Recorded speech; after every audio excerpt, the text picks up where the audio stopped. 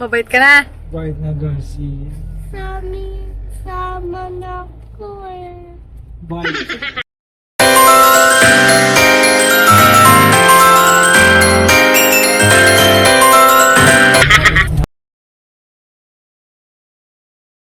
Hello! Kamusta ulit kayo dyan? Tara, samahan nyo kami sa Island City Mall dito sa Tagbilaran City. Dapat sa Alturas Mall kami, kaya lang nakapunta na kami diya maraming beses. Kaya pupunta kami sa Island City Mall, titingnan natin yung loob. Tsaka dyan sa Alturas, kung bibili kayo ng mga pasalubong, diyan mura talaga yung mga peanut kisses at iba pang mga delicacy nila. Yun, doon, pwede kayong pumunta doon. Ayan, dito sa Island City Mall, napakadaming tao, talagang punong-puno yung parking, na talagang nahirapan kami sa paghahanap ng paparkingan. Pero wala naman bayad yung parking nila. Tapos, dito sa Tagbilaran City, medyo traffic na din.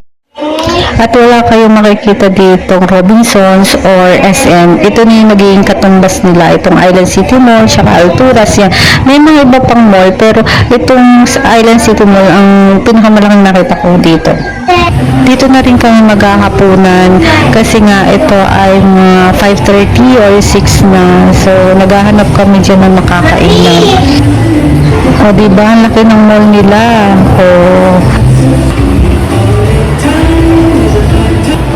Nabang, yung pala, lalambitin din pala.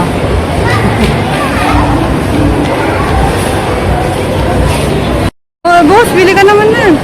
Ayun, the bus. tapos, nakita ko itong The Bus Ice Cream. The best delicacy ito ng mga taga Bohol. Masarap ito. Buti na lang meron dito sa mall at iba't iba yung flavors nito. Tapos, ang pinili ko, malunggay ice cream. Sa asawa ko naman yung peanut kisses. Yes, may ice cream na peanut kisses at dragon fruit. Meron din diyan. Tapos, yung anak ko naman ang pinili ube. Parang lahat gusto ko tikman, kaya lang syempre pipili lang tayo ng isa. Yung una nga gusto ko charcoal ice cream, matikman man lang. Tsaka mura lang siya guys. Akala ko kasi yung mga 200 pesos to hindi. Siguro nasa lang siya 50 pesos something.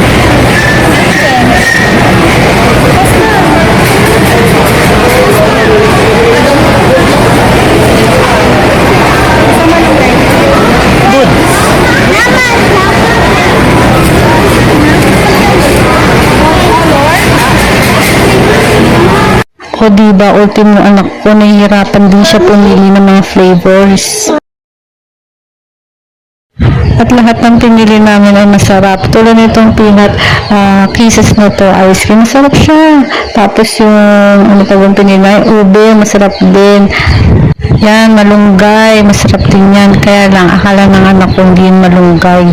Lasang-lasa talaga malunggay. Nagustuhan ng anak ko. Di sa kanya na iyon, akin na lang yung ube.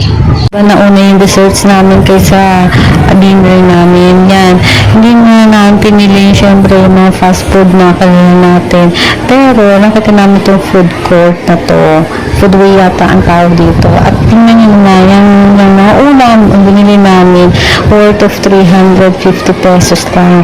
Yan na, kasama na yung rice. At tapos ng kain na to, madami kape naman tayo. Yan, may malapit siyang coffee shop. Yun. Tapos, ayun, may dalang coffee spot. Ayan. Diyan na nagtatapos ang ating vlog. Sana nagustuhan nyo. Samahan ulit kami sa aming paglalakbay dito sa Bohol. Bye-bye! Don't forget to subscribe!